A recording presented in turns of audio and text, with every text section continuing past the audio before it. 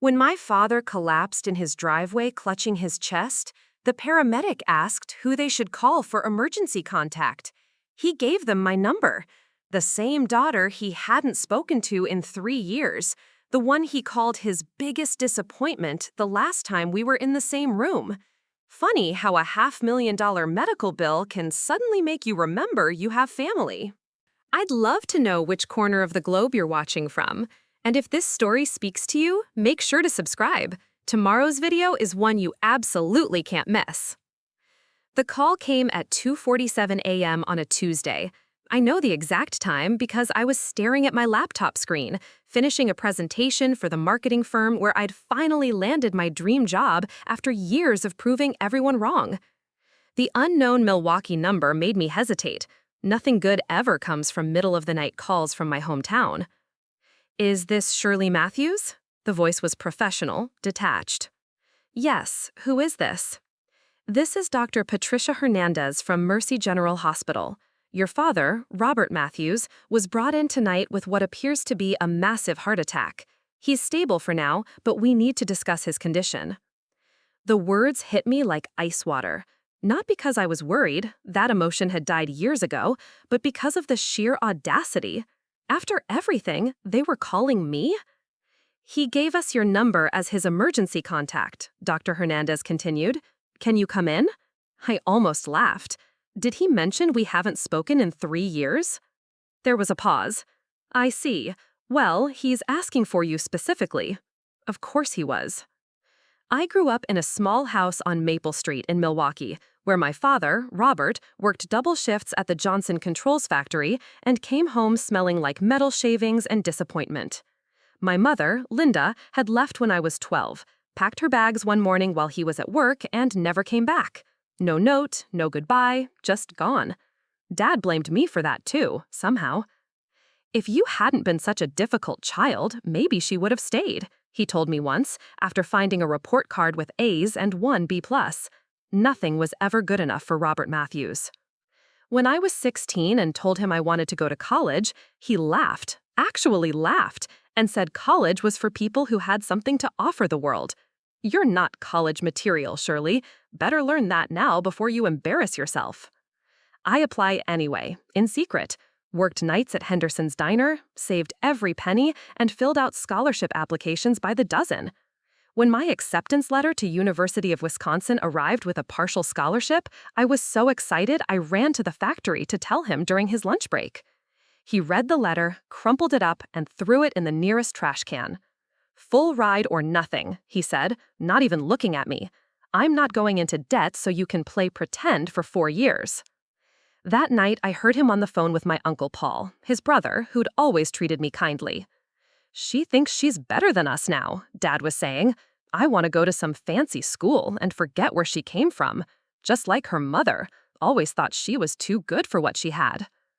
I moved out 3 days after graduation, found a tiny studio apartment on the South Side, and took out every student loan I could qualify for. Dad didn't try to stop me. The day I left, he was watching TV in his recliner, beer in hand, and didn't even look up when I carried my boxes past him. College was the hardest thing I'd ever done. Not the academics, but working 30 hours a week at various jobs just to afford ramen noodles and textbooks. I cleaned offices at night, waitressed on weekends, and tutored other students for extra cash. My grades suffered, but I survived. During my sophomore year, I tried calling home for Dad's birthday. He answered on the 4th ring. "What do you want, Shirley?" "I wanted to wish you a happy birthday and tell you I made the dean's list this semester." Silence. Then, "Good for you. Are you calling for money?"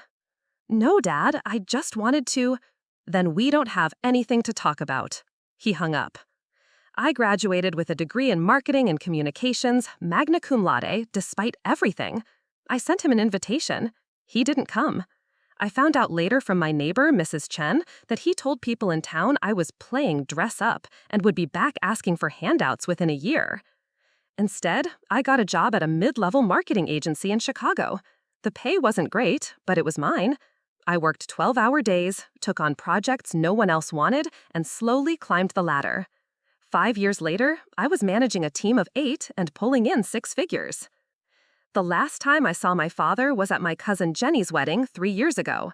I'd driven back to Milwaukee, hoping maybe enough time had passed that we could find some common ground. I was doing well, had my own apartment in Lincoln Park, was dating a wonderful guy named Marcus who treated me like I mattered. Dad cornered me during the reception, after he'd had a few beers. "Look at you," he said, looking me up and down in my navy dress and pearl earrings. "All fancy now. Bet you think you're really important." "I'm doing well, Dad. I'm happy." "Happy?" He said the word like it tasted bitter. "You know what I think? I think you're just like your mother. Selfish. Ungrateful. You left your family behind the first chance you got, and now you come back here acting like you're better than everyone." People were starting to stare. Jenny shot me an apologetic look from across the room. "I didn't leave anyone behind," I said quietly. "I tried to include you. You're the one who—" "I'm the one what? Who didn't support your little fantasy? Someone had to be realistic, surely. Someone had to tell you the truth." "What truth, Dad?" He leaned closer, and I could smell the alcohol on his breath. "That you're a disappointment. Always have been. Your mother knew it, and that's why she left. I knew it the day you were born. You were never going to amount to anything special. And you know what? I was right. Look at you. 30 years old, no husband, no kids, chasing some career that doesn't mean anything. You're exactly the disappointment I said you'd be." I stood there for a moment, feeling like I was 16 again, small and ashamed and wrong about everything. Then something shifted. Maybe it was the years of therapy, or the confidence I'd built through my work, or just finally being tired of carrying his disappointment as my own burden. "You know what, Dad? You're right about one thing. I am exactly who you said I'd be. Independent, successful, and completely fine without your approval." I left the wedding that night and drove straight back to Chicago. We hadn't spoken since. So when Dr. Hernandez called to tell me he was asking for me, lying at a hospital bed with his heart barely functioning, I felt nothing but cold irony. The man who'd spent 33 years telling me I wasn't worth his time now needed me more than anyone else in the world. "Miss Matthews, are you still there?" "I'm here," I said, still staring at my laptop screen. "What exactly is wrong with him?" "He's had what we call a widowmaker heart attack, a complete blockage of the left anterior descending artery. We managed to get some blood flow restored, but he needs immediate surgery. Multiple bypasses, possibly valve replacement. It's going to be extensive." "And expensive, I'm guessing?" Another pause. "The surgery alone will run close to $500,000. His insurance will cover some of it, but there's going to be a significant out-of-pocket cost.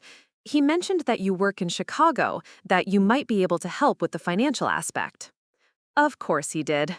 Robert Matthews, who'd never asked me for help with anything because I was such a disappointment, was now counting on his disappointing daughter to save his life. "I see," I said. "And if he doesn't have the surgery?" "Miss Matthews, I need to be direct with you. Without this surgery, your father has perhaps 6 months to live. With it, assuming no complications, he could have many good years ahead of him. A lot of love and effort went into bringing this story to life. If you're enjoying it, we'd be so grateful if you'd subscribe to our channel. Now, back to where we left off."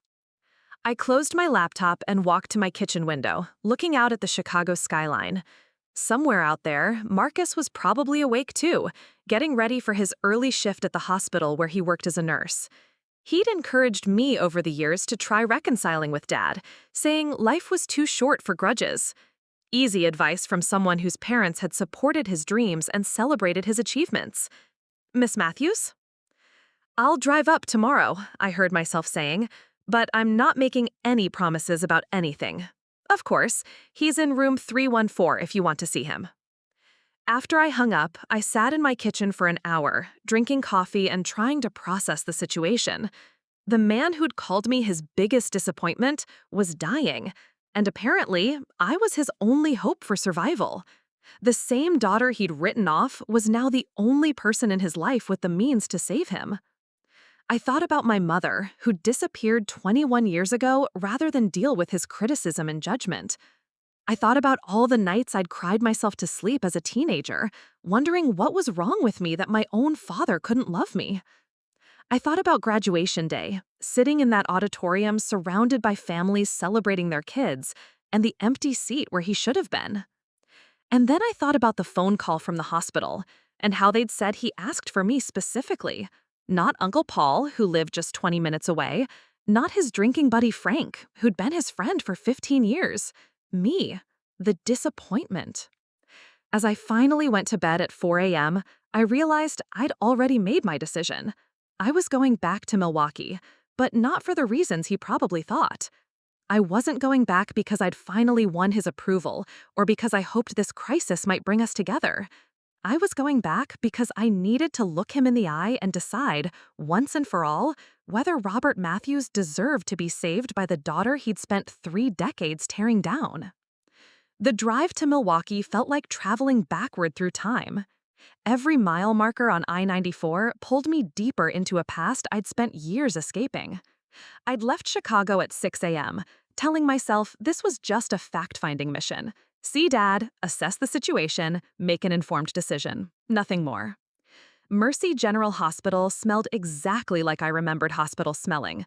Disinfectant, mixed with fear and false hope. The elevator to the 3rd floor moved impossibly slowly, giving me too much time to think about what I'd find in room 314. He looked smaller than I remembered. That was the first shock. Robert Matthews had always seemed larger than life to me, this imposing figure whose approval I could never earn. But lying in that hospital bed, connected to machines that beeped rhythmically, he looked like what he was, a 68-year-old man whose body was failing him. His eyes opened when I walked in. For a moment, we just stared at each other across 3 years of silence. "You came," he said finally. His voice was rougher than before, weakened. Dr. Hernandez called. I stayed by the door, not moving closer to his bed. "She said you asked for me." "I did." "Why?" He shifted uncomfortably, and one of the machines started beeping faster. "Because you're my daughter." The simplicity of that statement hit me wrong. I was your daughter 3 years ago, too. I was your daughter when I graduated college, when I got my first promotion, when I called to wish you happy birthday. What's different now? He looked away, focusing on the window where morning light filtered through cheap hospital blinds. "I'm dying, Shirley." "People die every day, Dad. That doesn't automatically make their relationships with their children meaningful." The words came out harsher than I intended, but I didn't take them back.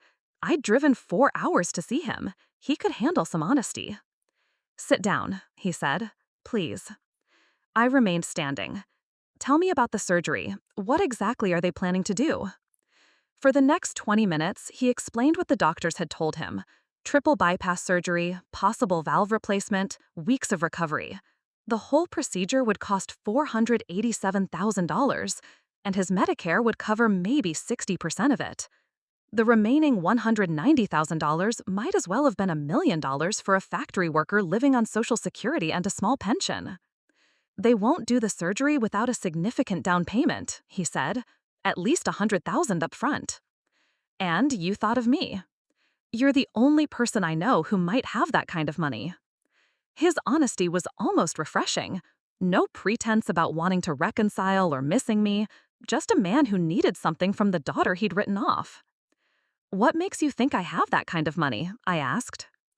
"I know what people in marketing make in Chicago. I looked it up." Of course he had. "You researched my salary but never once called to see how I was doing." "I figured you didn't want to hear from me." "I didn't want to hear criticism from you. There's a difference." Dr. Hernandez knocked and entered, a woman in her 40s with kind eyes and the bearing of someone who delivered bad news many times before. She looked between Dad and me, clearly sensing the tension. "Miss Matthews, I'm glad you could make it. Your father's condition has stabilized overnight, but we really need to move forward with the surgery within the next few days." "What are his chances?" I asked. "With the surgery? Good. Maybe 85% success rate for someone his age and condition. Without it," she shrugged, "6 months is optimistic." After she left, we sat in silence for a long time. Finally, Dad spoke. I know I wasn't a good father to you. The understatement was so massive, it was almost funny. No, you weren't. Your mother is leaving. It changed me. It made me angry. I took it out on you, and that wasn't fair. I studied his face, looking for signs of manipulation or calculation, but he just looked tired. You didn't just take your anger out on me, Dad. You actively tried to destroy my confidence. You told me I'd never amount to anything. You called me a disappointment at Jenny's wedding in front of half the family. I was drunk. You were honest. Drunk people tell the truth. They just lose their filter for saying it. He was quiet for another long moment. Then, maybe I was wrong. Maybe? I felt anger rising in my chest, the same anger I'd carried for years. I made the dean's list in college while working 30 hours a week. I've built a career I love. I own my own home. I've traveled to 12 countries. I speak 3 languages, and I volunteer at a literacy program every Saturday morning. But sure, Dad, maybe you were wrong about me being worthless. I never said you were worthless. You said I was a disappointment. You said I'd never amount to anything special. You threw my college acceptance letter in the trash. What's the difference? He turned his head to look directly at me for the first time since I'd arrived. The difference is I was scared. Scared of what? That you'd leave, just like she did. I stared at him. So you decided to push me away first? I thought if I didn't expect anything from you, it wouldn't hurt when you left. The psychological logic was so twisted, it took me a moment to process it. Dad, you didn't protect yourself from me leaving. You guaranteed it. I know that now. I walked to the window and looked out at the parking lot where people were living their normal lives, visiting sick relatives, going to work, dealing with ordinary problems. My problem was anything but ordinary. The money, I said, without turning around. If I help you with the surgery costs, what happens after that? After that? Do we suddenly have a relationship? Do you expect me to visit on holidays and pretend the last 33 years didn't happen? Or do we go back to not speaking once you're healthy again? I don't know. At least he was being honest. I need to think about this. How long? I turned back to him. As long as I need. You spent 3 decades not caring about my timeline for anything. You can wait a few days for my answer on this. I could see he wanted to argue, but he was smart enough not to push. Instead, he asked, "Where are you staying?"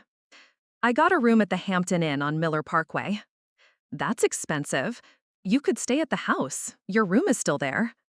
The offer surprised me. You kept my room? I kept your room. I didn't ask why. I wasn't ready for whatever answer he might give. That evening, I sat in my hotel room and called Marcus. He listened while I explained the situation, not interrupting or offering immediate advice the way most people would. "What does your gut tell you?" he asked when I finished. My gut tells me he doesn't deserve my help. But he's still my father, and if I don't help him, he dies.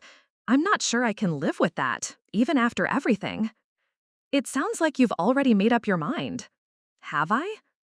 Surely you drove 4 hours to see a man you haven't spoken to in 3 years.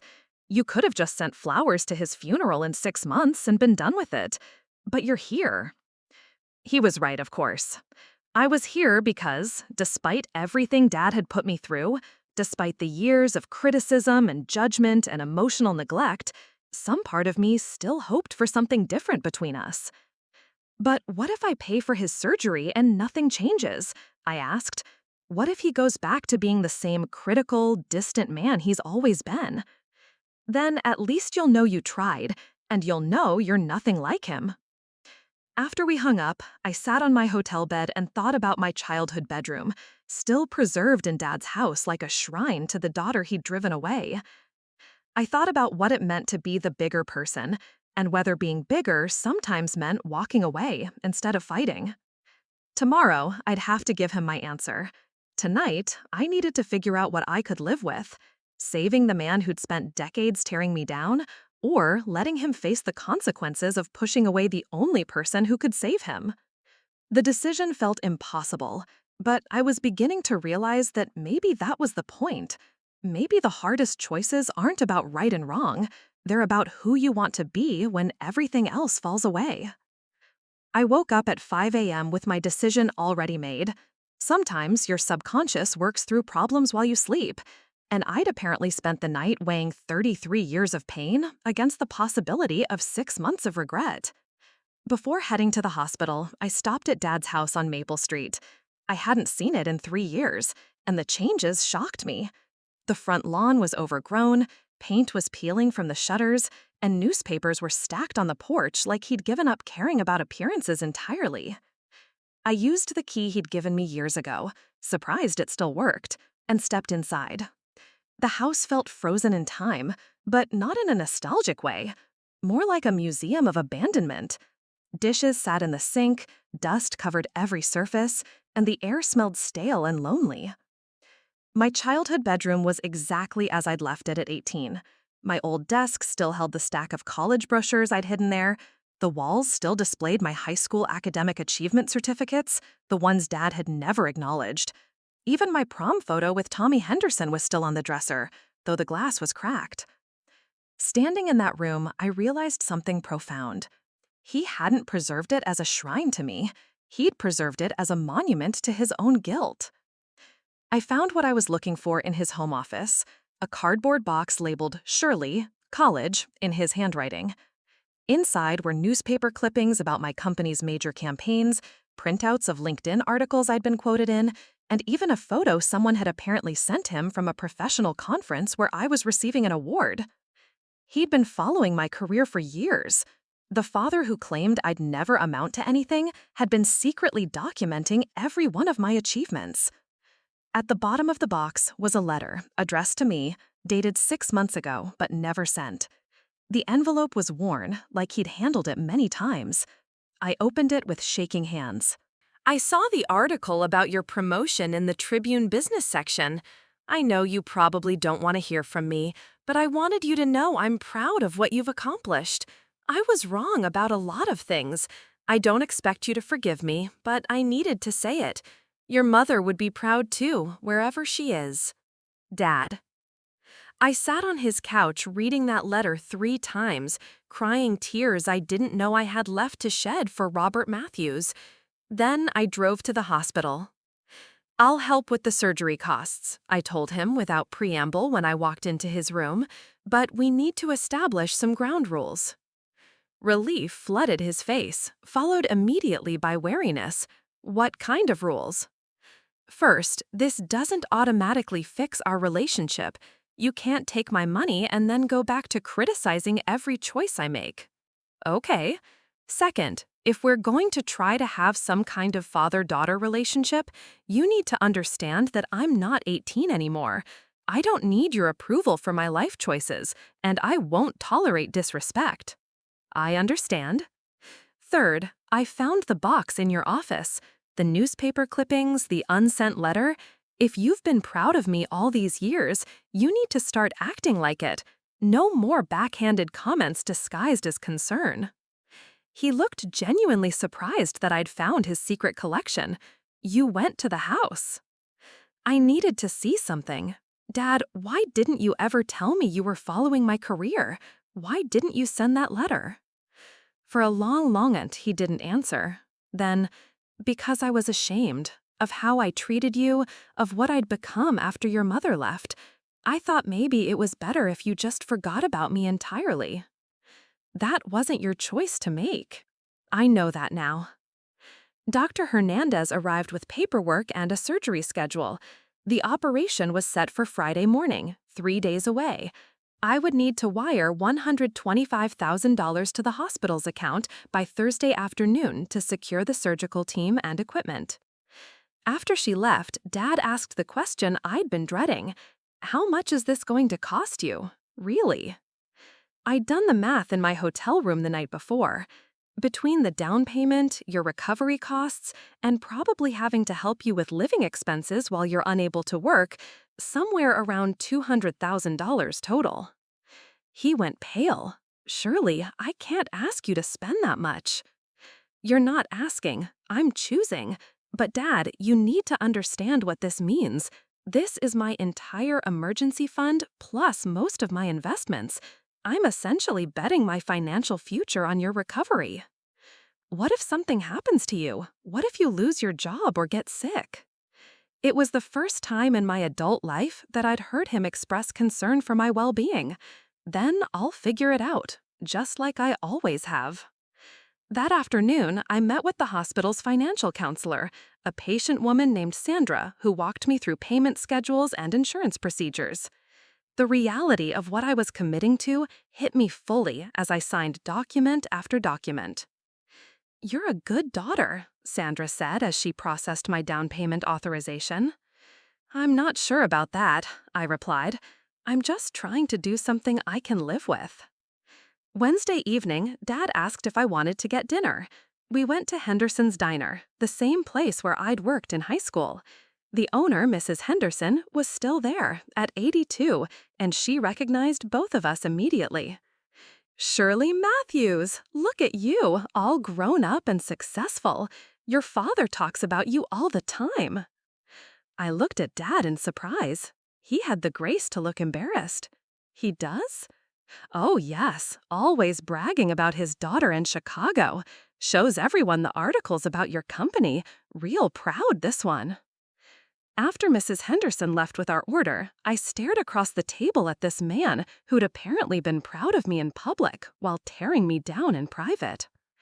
"How long have you been telling people good things about me?" "A few years now." "While refusing to tell me?" He pushed food around on his plate. "I didn't think I had the right. After everything I said, everything I did, I didn't think you'd believe me if I tried to take it back." "Dad, I would have given anything to hear you say you were proud of me. Anything." "I know that now." We ate in relative silence after that, but it wasn't a hostile silence of our past. It felt more like two people trying to talk to each other again. Thursday morning, I wired the money to Mercy General Hospital. $125,000. Gone with a few keystrokes. My savings account, built over years of careful budgeting and smart investments, was suddenly nearly empty. I called my boss to explain I'd be working remotely for at least 2 weeks. I called Marcus to update him on the surgery schedule. I called my cousin Jenny to let someone in the family know what was happening. "Are you sure about this?" Jenny asked. "I mean, I love Uncle Robert, but he wasn't exactly Father of the Year." "I'm not doing this because he was a good father," I said. "I'm doing this because I want to be a good person." Thursday evening, Dad and I sat in his hospital room, making small talk about everything except the surgery, scheduled for 7 a.m. the next morning. Finally, around 9 p.m., he said what we'd both been avoiding. "Shirley, if something goes wrong tomorrow, don't." I need to say this. If something goes wrong, I need you to know that you turned out to be everything I hoped you'd be and nothing like what I said you were. You're strong and successful and kind, and I'm sorry it took me this long to tell you. I felt tears coming again. "Dad, nothing's going to go wrong." "But if it does, I need you to know that the best thing I ever did was raise a daughter who could save her father's life, even after he spent years trying to destroy her confidence. That takes a kind of strength I never had."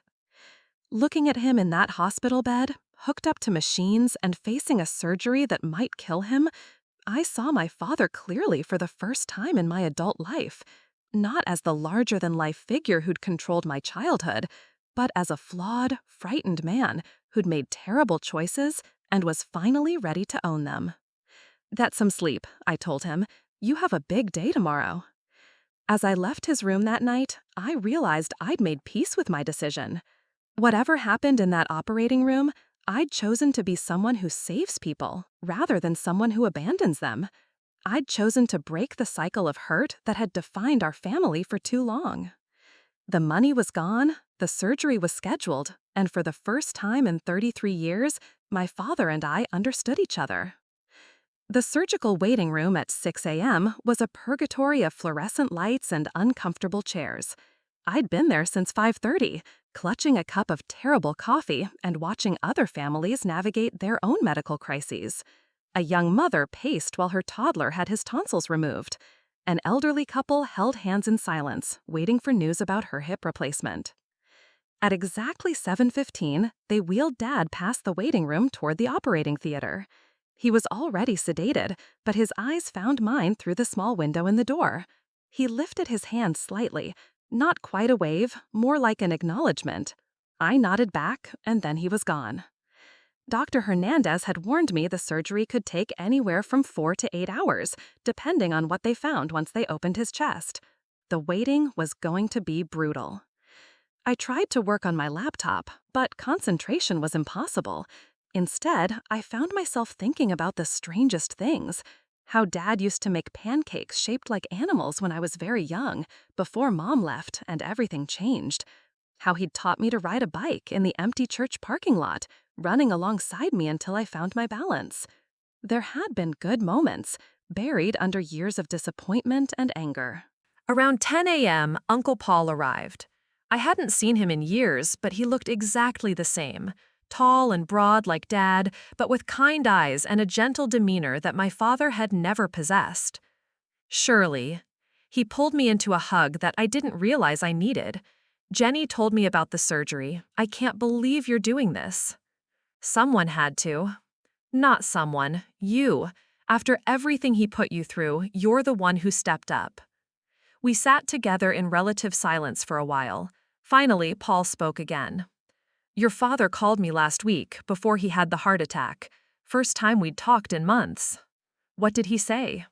He said he'd been thinking about you a lot. Said he'd made a mess of things and didn't know how to fix them.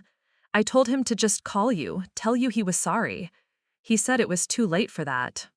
It almost was.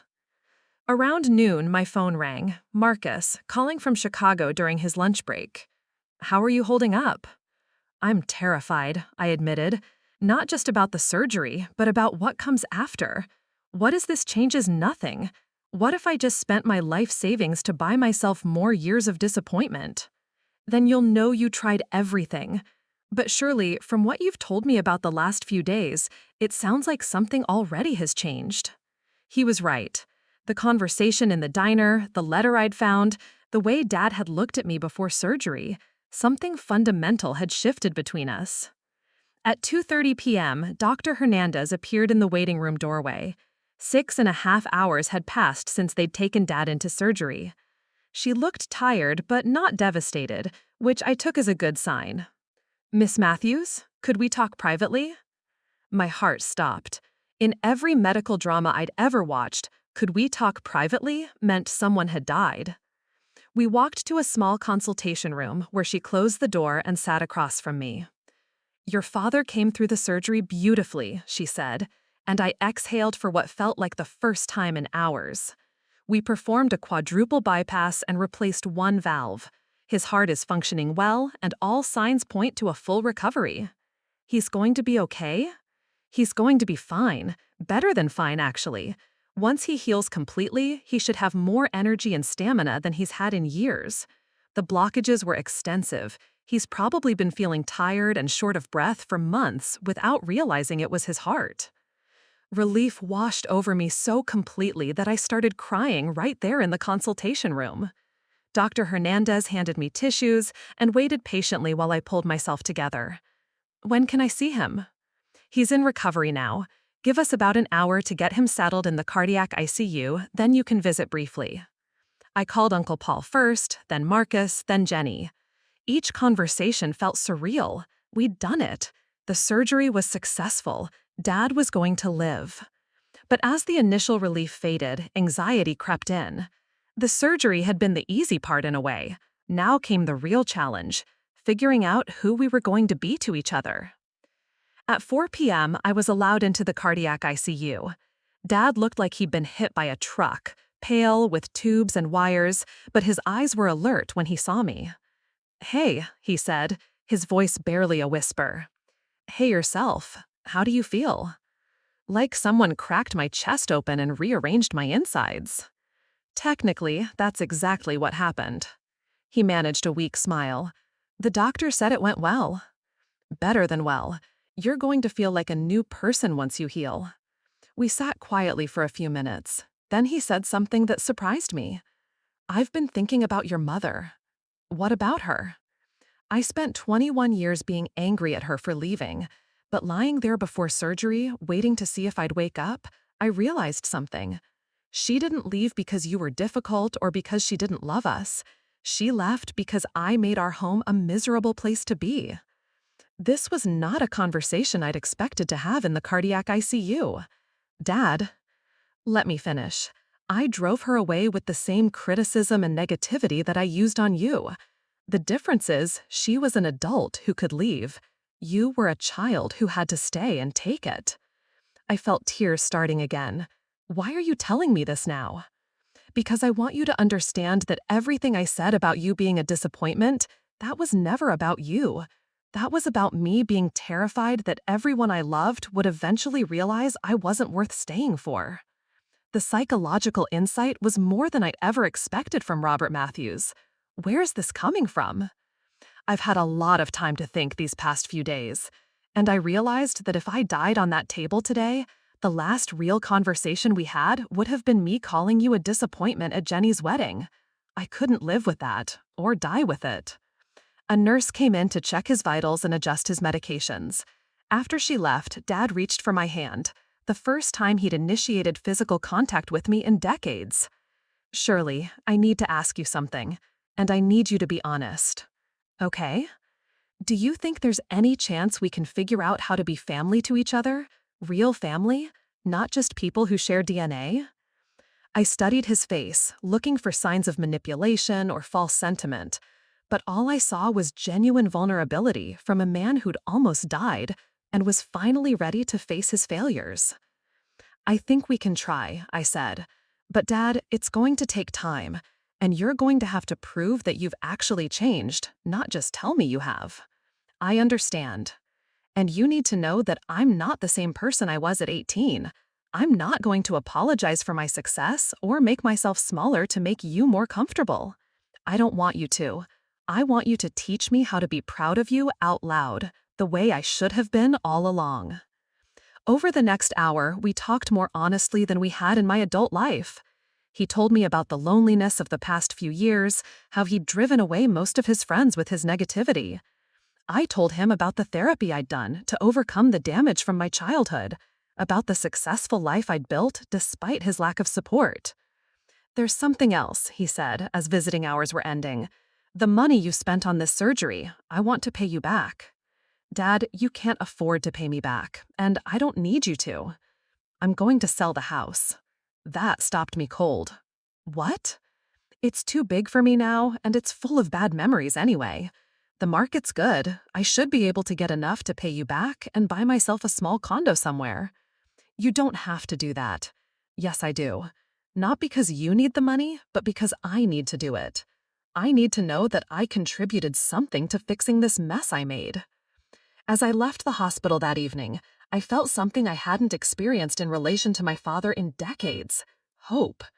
Not naive hope that everything would suddenly be perfect, but realistic hope that we might actually be able to build something meaningful from the wreckage of our relationship. The surgery had saved his life, but the real work was just beginning.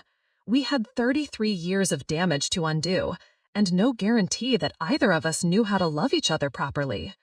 But for the first time, we were both willing to try. And maybe, I thought as I drove back to my hotel, that was enough to start with. 3 weeks after the surgery, I was still in Milwaukee. What was supposed to be a quick trip to assess Dad's condition had turned into an extended stay, managing his recovery, handling insurance paperwork, and navigating the complicated process of rebuilding a relationship with someone who'd been a stranger wearing my father's face. Dad had been discharged from the hospital after 6 days, but he couldn't live alone yet. Simple tasks like climbing stairs or lifting anything heavier than a coffee mug were off limits for at least another month. I'd moved out of the hotel and into the spare bedroom at his house, telling myself it was temporary, while secretly wondering what I was doing with my life. The house felt different with both of us in it. We'd established routines. I made breakfast, he sorted his medications, we watched the morning news together without the hostile tension that had defined our past interactions. It was domestic in a way we'd never been, even when I was a child. "Your boss called again," Dad said on a Tuesday morning, holding out my phone. I'd been in the shower when Marcus Reynolds, the CEO of my marketing firm, tried to reach me for the third time in 2 days. "Thanks, I'll call him back after your physical therapy appointment." Dad was doing well in rehabilitation, but the process was slow. 3 times a week, we drove to the Cardiac Recovery Center, where he worked with a therapist named Beth to rebuild his strength and endurance. Watching him struggle to walk on a treadmill for 10 minutes straight was humbling. This man, who'd seemed invincible throughout my childhood, was learning to navigate basic physical activities again. "Shirley," he said as I helped him with his jacket, "you need to go back to Chicago." "What?" "You've been here 3 weeks. You have a life, a job, a boyfriend. You can't put everything on hold indefinitely." He wasn't wrong. Marcus had been understanding about my emergency leave, but I could hear the strain in his voice during our calls. The Mitchell Industries campaign I'd been leading was falling behind schedule, and my team was handling clients they weren't ready for. "I'm not comfortable leaving you alone yet." "I'll be fine. Mrs. Chen next door checks on me twice a day, and Uncle Paul stops by every evening. I don't need a babysitter." But it wasn't about what he needed, it was about what I needed. These 3 weeks had been the longest continuous time we'd spent together since I was in elementary school. We were finally talking like adults, finally getting to know each other as people, rather than just playing our assigned roles of disappointed father and rebellious daughter. What if something happens? What if you have complications? Then I'll call 911, just like anyone else would. "Shirley, you saved my life, but you can't live it for me." That afternoon, while Dad napped, I walked through the house that had defined my childhood. In the living room, I noticed he'd put up a framed photo I'd never seen before.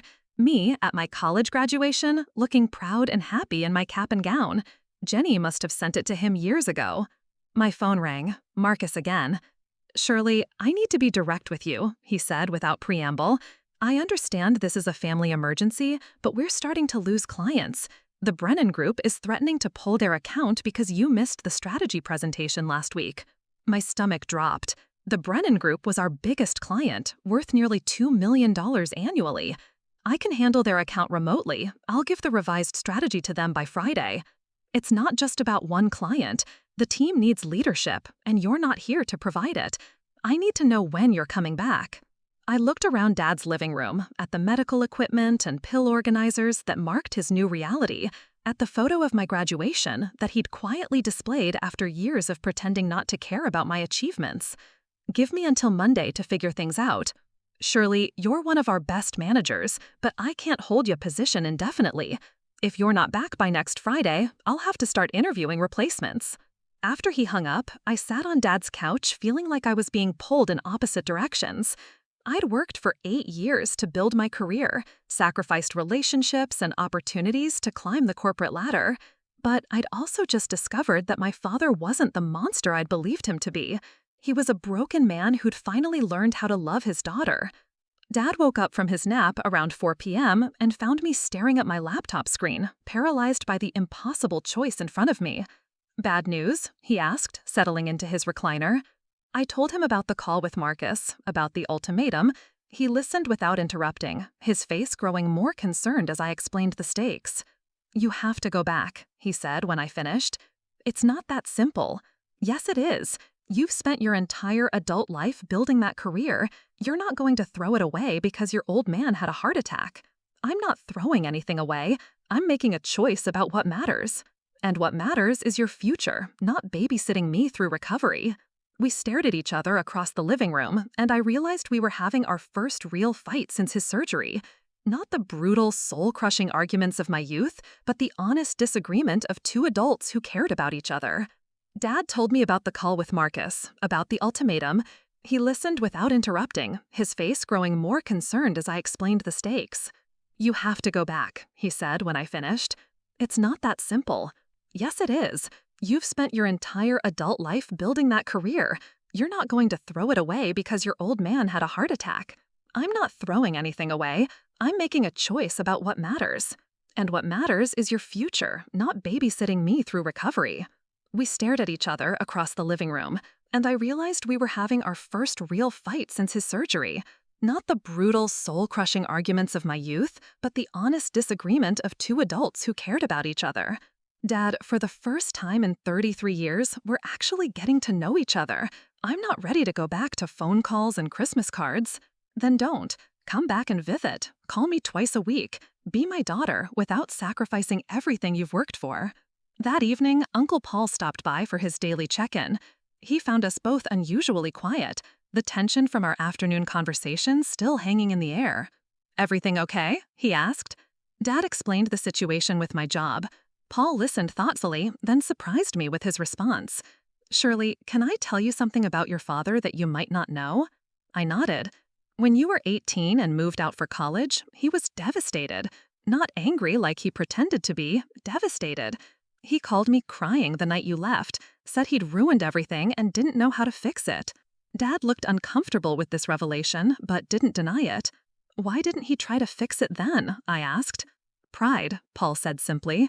"Same reason he didn't call you after college, or after your promotions, or when he had a heart attack. He was too proud and too scared to admit he'd been wrong."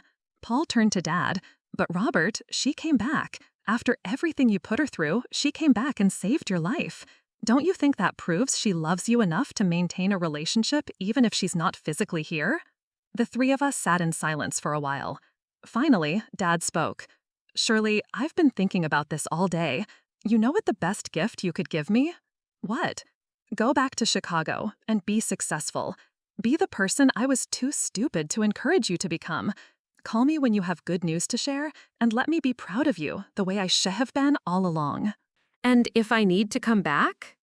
Then you come back, but don't sacrifice your future out of guilt for the past. That night, I called Marcus and told him I'd be back in Chicago by Sunday. I called my landlord to arrange getting back into my apartment. I called Marcus to let him know I was coming home. But I also made Dad promise to call me every day at 7 p.m. I set up a visiting schedule. I'd drive up every other weekend for the next 2 months, then once a month after that. I found a local home health aide who could check on him during the week. "We're going to make this work," I told him as I packed my bags Friday night. "I know we are," he said, "because for the first time, we both want the same thing. Which is to be family to each other." As I loaded my car Saturday morning, preparing to leave Milwaukee for what I hoped wouldn't be another 3-year absence, Dad stood on the front porch in his robe and slippers. "Shirley," he called as I started the engine. I rolled down the window. "Yeah? I love you. I should have said that more when you were growing up, but I'm saying it now. I love you too, Dad." The drive back to Chicago felt different than any I'd made before. I wasn't fleeing this time, or visiting reluctantly. I was going home to my life, with the knowledge that my father would be a real part of it from now on. For the first time in my adult life, I had both the career I'd built and the family relationship I'd always wanted. It had cost me most of my savings and nearly a month of my life, but as I crossed the Illinois state line, I knew it was the best investment I'd ever made. 6 months after Dad's surgery, I was sitting in a boardroom on the 34th floor of the Willis Tower, presenting our Q3 results to the executive team. The Brennan Group account had not only stayed with us, but expanded their contract by 40%. My team had won 2 industry awards for campaigns I'd developed while managing Dad's recovery remotely.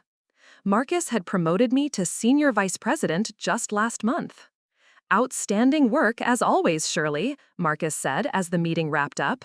"I have to admit, I was worried when you took that emergency leave back in February, but you've come back stronger than ever." He wasn't wrong. The crisis with Dad had taught me something valuable about delegation and trust. I'd been forced to rely on my team in ways I never had before, and discovered they were far more capable than I'd given them credit for. My management style has evolved from controlling every detail to empowering others to excel. My phone buzzed with a text from Dad. "Good luck with your presentation today. Call me tonight with the good news." It was remarkable how different our relationship had become. True to his word, he called every evening at 7 p.m. sharp. We talked about everything: my work projects, his recovery progress, books we were reading, even politics when we felt like arguing. He'd become genuinely interested in my life instead of just critical of my choices. The biggest change was his pride. When I told him about the promotion, he actually called Uncle Paul to brag about it. When my photo appeared in Marketing Weekly magazine, he bought 5 copies and showed them to everyone at his cardiac rehabilitation center. The man who'd spent decades telling me I'd never amount to anything had become my biggest cheerleader. That evening, our phone call brought unexpected news. "I have something to tell you," Dad said, sounding excited. "I got an offer on the house." We'd listed it 3 months ago after he'd fully recovered and decided he was serious about downsizing. The sale would give him enough money to pay me back and buy a small condo near the lake. "That's great. How much?" $340,000. After realtor fees and paying off the remaining mortgage, I'll clear about $280,000. I did quick math in my head. That was enough to repay me completely, with money left over for him to buy something nice and still have a comfortable cushion. "Dad, that's wonderful. When do they want to close?" "Next month." Which brings me to something I wanted to ask you. Would you help me look for a new place? I know you're busy, but I'd like your opinion on where I should move.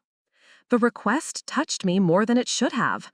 The Robert Matthews of my childhood had never asked for my opinion on anything, convinced that my judgment was inherently flawed. This version of my father valued my input. "Of course, I'll drive up this weekend and we can look at some places." "Actually, I was thinking maybe you could help me look at places in Chicago." That stopped me cold. Chicago? I've been thinking about it for months. My whole life is in Milwaukee, but my daughter is in Chicago. I'm 70 years old, Shirley. I don't want to spend whatever years I have left seeing you every other weekend. Dad, you can't uproot your entire life just to be near me. Why not? I drove you away for 33 years. Maybe it's time I did the chasing for a change. The conversation continued for another hour as we discussed the practicalities. He'd researched neighborhoods, looked at condos online, even contacted a few realtors. This wasn't a whim. He'd been planning it carefully. "What about Uncle Paul? Your friends? Your doctors?" "Paul thinks it's a great idea. I don't have that many friends left. Turns out being negative and critical for decades doesn't make you popular. And Chicago has plenty of cardiologists." That weekend, instead of driving to Milwaukee, Dad took the train to Chicago. It was his first visit to my city, and I was nervous about showing him my life. We'd rebuilt our relationship on neutral ground, hospital rooms, and his house in Milwaukee. This felt more vulnerable somehow. He loved my apartment immediately. "This is beautiful, Shirley. You've built a really nice life here." We spent Saturday looking at condos in my neighborhood and nearby areas. Dad was surprisingly decisive, knowing exactly what he wanted: something small and manageable, with a view if possible, close enough to walk to shops and restaurants. The third place we looked at was perfect: a 2-bedroom condo on the 15th floor of a well-maintained building, just 6 blocks from my apartment. Floor-to-ceiling windows overlooked Grant Park, and the building had a doorman and fitness center. "What do you think?" the realtor asked. Dad walked to the window and stood there for a long moment, looking out at the park where families were playing and couples were walking their dogs. "I think this is where I want to spend the rest of my life," he said. "Close enough to see my daughter whenever I want, but far enough away that I'm not crowding her." We had lunch at a cafe near my office, and Dad marveled at the energy of the city. "I can see why you love it here. It's so alive compared to Milwaukee." "Are you sure about this move?" I asked. "It's a big change." "Shirley, let me tell you something I've learned in the past 6 months. I wasted 33 years being too proud and too scared to have a relationship with my daughter. I'm not wasting whatever time I have left." That evening, I introduced him to Marcus. They hit it off immediately, bonding over old war stories and shared opinions about Chicago sports teams. Marcus later pulled me aside. "Your father is nothing like what I expected from your stories." "He's changed," I said simply. Or maybe you're finally seeing who he really was underneath all that hurt. Dad put an offer on the condo that night, and it was accepted. 2 days later, the closing was scheduled for the same week as his house sale in Milwaukee, creating a seamless transition. The moving day was chaotic. Uncle Paul drove down with a truck full of Dad's belongings, while I coordinated with movers and tried to help him settle into his new space. By evening, we were all exhausted but happy. "I can't believe you live 6 blocks away now," I said as we ordered pizza and sat among boxes in his new living room. I can't believe it either. For the first time in decades, I'm excited about the future instead of just trying to survive the present. 3 months later, we'd settled into a comfortable routine. Dad and I had dinner together twice a week, and he'd become a regular fixture at my company events. He'd even started dating a woman named Carol who lived in his building, a widow who appreciated his dry humor and newfound kindness. The money situation had resolved itself beautifully. Dad had insisted on paying me back every penny, plus interest. When I protested the interest, he said, "Shirley, you gave me back my life. The least I can do is make sure you don't lose money on the deal." But the real transformation wasn't financial, it was emotional. We'd learned how to be family to each other. Not the dysfunctional family we'd been for 33 years, but the family we should have been all along. On the anniversary of his surgery, we went to dinner at a nice restaurant downtown. Over dessert, Dad pulled out an envelope. "What's this?" A letter I should have written years ago. Inside was a handwritten note that began, "To my daughter Shirley, who taught me that it's never too late to become the father you deserved." I read the entire letter right there at the table, tears streaming down my face. It was an apology, a love letter, and a promise, all rolled into one. He'd written about his regrets, his pride in who I'd become, and his gratitude for the second chance I'd given him. "Dad, this is beautiful. I wanted you to have something you could keep, something that proved I finally learned how to love you the right way." Looking across the table at this man who'd spent most of my life tearing me down, now sitting here pouring his heart out, I realized something profound. Sometimes the people who hurt us the most are just broken souls who don't know how to love properly. And sometimes, if we're lucky and brave enough to take the risk, they can learn. The heart surgery had saved his life, but the real healing had happened between us. We'd both learned that love isn't just a feeling, it's a choice you make every day, a commitment to see the best in each other even when it's hard. As we walked out of the restaurant that night, Dad put his arm around my shoulders. "Thank you," he said. "For what?" "For saving my life in every way that matters." 6 months after calling me his biggest disappointment, Robert Matthews had become exactly the father I'd always needed him to be. And I'd discovered that sometimes the most expensive gift you can give someone isn't money. It's the chance to become better than they ever thought possible. The investment had paid off in ways I never could have calculated. A year and a half after Dad's surgery, my life looked completely different than I'd ever imagined. Not just professionally, though being senior VP at 35 felt surreal, but personally.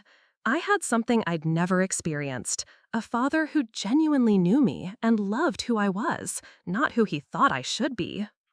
The changes in Dad were remarkable to witness. He'd joined a book club at the community center near his condo, something the old Robert Matthews would have dismissed as pointless socializing. He volunteered at a literacy program on Thursday afternoons, helping adults learn to read, ironic considering he'd once discouraged my own education. Most surprisingly, he'd started seeing a therapist to work through decades of anger and regret. Dr. Kim says I spent so many years protecting myself from being hurt that I forgot how to let people in, he told me during one of our weekly dinners. She thinks that's why I pushed you away before you could leave me. We were at Gibson's Bar and Steakhouse, celebrating his 70th birthday. He looked healthier than he had in years, his color good and his energy steady. The cardiac rehabilitation had worked wonders, but I suspected his emotional healing had contributed just as much to his vitality. "Do you regret it? The therapy, I mean. Does it feel weird to examine all that old stuff?" "Sometimes, but Shirley, I'm 70 years old. If I don't deal with my demons now, when will I? Besides, I don't want to carry that baggage into whatever time I have left with you. Carol joined us for dessert, arriving straight from her art class at the Cultural Center. She was a retired teacher with silver hair and paint-stained fingers, someone who challenged Dad intellectually while accepting his quirks with good humor. Watching them together was a revelation. I'd never seen him be genuinely tender with another person. Robert was telling me about your presentation next week, Carol said, settling into her chair. The one for the International Marketing Conference? I nodded. It's a big opportunity. If it goes well, our firm might expand into European markets. He's been practicing your introduction in front of the mirror, Carol laughed. He's more nervous about it than you are. Dad looked embarrassed, but didn't deny it. I just want you to knock it out of the park. This level of investment in my success still felt foreign after decades of indifference, but I was learning to accept it, even treasure it. Dad's pride in my achievements had become one of the most healing aspects of our rebuilt relationship. The conference presentation went better than expected.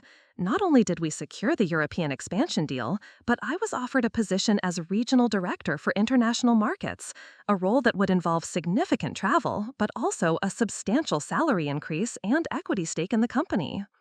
When I called Dad with the news, his reaction was immediate and pure joy. "Shirley, that's incredible. I'm so proud of you I could burst. Carol, get on the phone. Shirley got the promotion." Their shared excitement was infectious. For the first time in my life, I had parents, because Carol had seamlessly stepped into that role, who celebrated my victories without qualification or criticism. The new position meant I'd be traveling to London and Amsterdam frequently over the next 2 years, building our international client base. Part of me worried about the distance from Dad, especially given his health history, but he dismissed my concerns immediately.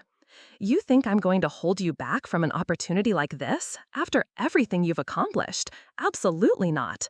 Besides, I've always wanted to visit Europe. Maybe Carol and I can meet you in London sometime." The idea of my father willingly traveling internationally for pleasure and to see me would have been unthinkable 2 years ago. But this version of Robert Matthews was full of surprises. My first trip to London was scheduled for early fall. 3 days before my departure, Dad showed up at my apartment unannounced, carrying a gift-wrapped box. "What's this for?" "Open it and see." Inside was a leather-bound journal with my initials embossed on the cover, along with a note in his handwriting. "For recording all the adventures I'm excited to hear about. Love, Dad." The simple gesture meant more to me than any expensive gift could have. He thought about my trip, anticipated that I might want to document the experience, and take an action to support it. This was love expressed through attention and care, foreign concepts from my childhood. "Dad, this is perfect. Thank you." "There's something else." He pulled an envelope from his jacket pocket. "I wanted to give you this before you left." Another letter, but this one was different. Instead of apologies and regrets, it was full of hopes and dreams for my future. He wrote about how proud he was to have a daughter brave enough to explore the world, smart enough to build an international career, and generous to give him a second chance at being her father. "I know I can't undo the years I wasted," the letter concluded, "but I can make sure you know every day going forward that you are the best thing I ever contributed to this world. Have an amazing adventure and call me when you can. I'll be here cheering you on from Chicago." London exceeded every expectation. The clients were sophisticated and demanding, pushing me to develop creative solutions I'd never considered. I worked 18-hour days but loved every minute of it. More importantly, I found myself calling Dad every few days to share experiences, the historic pubs where we held client dinners, the museums I visited during rare free moments, the ways British business culture differed from American practices. "You sound so happy," he said during one call. "I can hear it in your voice." "I am happy. This feels like what I was meant to be doing with my life." "Good. That's exactly how work should feel when you find the right fit." During my second week in London, I received an unexpected email from Marcus. The European expansion was going so well that the board wanted to fast-track opening a London office, with me as managing director.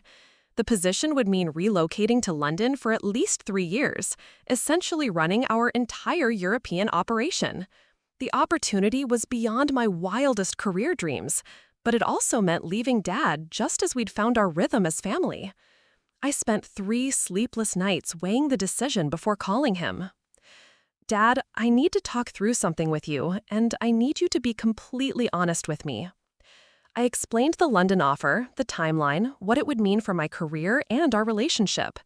He listened without interrupting, asking clarifying questions about the role and the company's expectations.